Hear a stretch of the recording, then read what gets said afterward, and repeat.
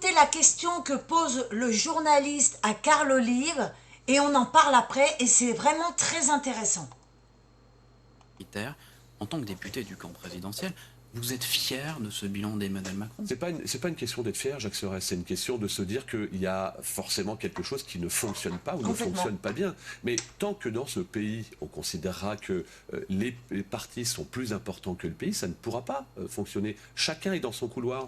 Vous pouvez faire des propositions qui soient des propositions pragmatiques à l'Assemblée nationale. On est incapable de s'entendre les uns les autres. Maintenant, je balaye devant ma porte et je vous donne deux exemples. En 2022, programme présidentiel, page 12 du programme présidentiel, il y avait le sujet des retraites, retour à un départ en retraite à 65 ans. Ça a été 64 ans. Page 19, immigration.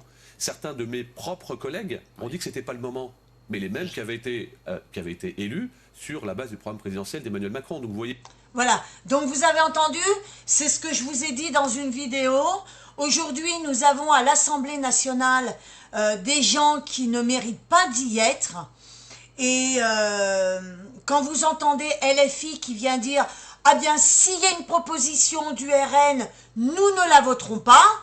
En revanche, le RN, eux, ne s'occupe pas de qui propose les lois. Ce qu'ils regardent, c'est le pays. » Et aujourd'hui, Carl Olive, il a entièrement raison.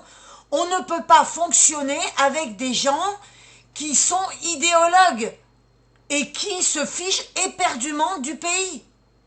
Dites-moi ce que vous en pensez en dessous de la vidéo.